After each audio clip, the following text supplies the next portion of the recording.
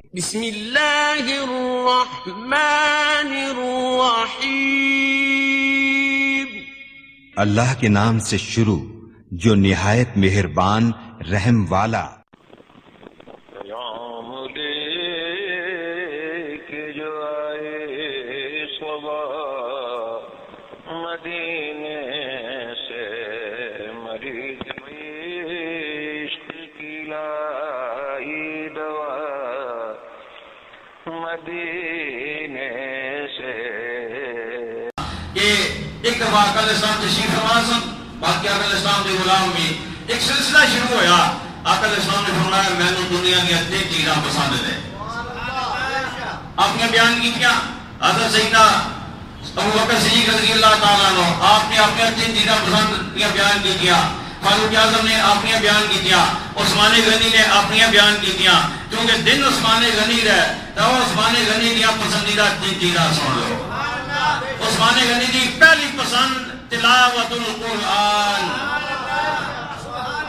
قرآن دی تلاوت کرنا عثمان غنی کہنے نے میں نے بڑی پسند ہے۔ دوسرا فرمایا کسوت الریان، ننگیاں نو لباس فراہم کرنا میں نے بڑا پسند ہے۔ پھر فرمایا اطعام الجیعان، تے بھوکے بندے نو کھانا کھلانا میں نے بڑا پسند ہے۔ اے عثمان غنی دیا تین چیزاں کہ بھوکے نو کھانا کھلانا، بے لباس نو لباس پہنچانا اور قرآن کی تلاوت کرنا۔ لیکن آؤ تھوڑا جا جائزہ لئیے کہ عثمان غنی دیا ان صفات جو ساڑھے کتنیاں نے۔ برما دے مسلمانوں نے کی حال ہو رہے ہیں پتہ ہے نا ساریاں لوگ؟ برما دے مسلمانوں نے کی حال ہو رہے ہیں؟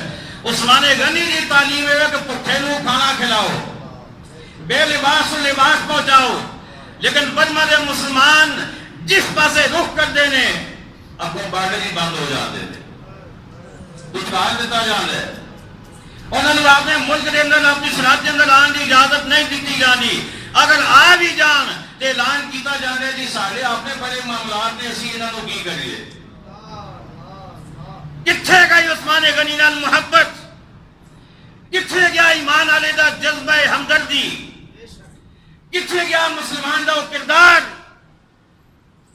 حضرت عثمان غنی رضی اللہ تعالیٰ عنہ، میں کہتا اور کچھ کرنا تے دور دی گل ہے، آج 4-5 دن تو پہلے میڈیا تے کدے انہوں نے نام ہی نہیں سی آیا۔ 4-5 دن تو پہلے میڈیا تے کدے کسی انہوں نے ذکر بھی نہیں سی کیتا، اور سارے قرآن وجہ کسے کو اتنی زحمت بھی گوارا نہیں کوئی کر سکتا کہ انہوں نے آکے کوئی بیان ہی دے دے۔ 4-5 دن تو پہلے نہیں گل کر رہا، لیکن ہم جو بیان آ رہے ہیں، بیان تو میں بھی دے رہا، مذمت تو میں بھی کر رہا، پھر میرے جو عمرانہ فرق بھی رہ گیا جی میں بھی ممبر سے بیٹھ کے مذمت ہی کرا، کیونکہ میں اور کوئی کر نہیں سکتا جی حکمران میں مذمت ہی کر کے چپ کر جاؤں تو فرق بھی رہ گیا۔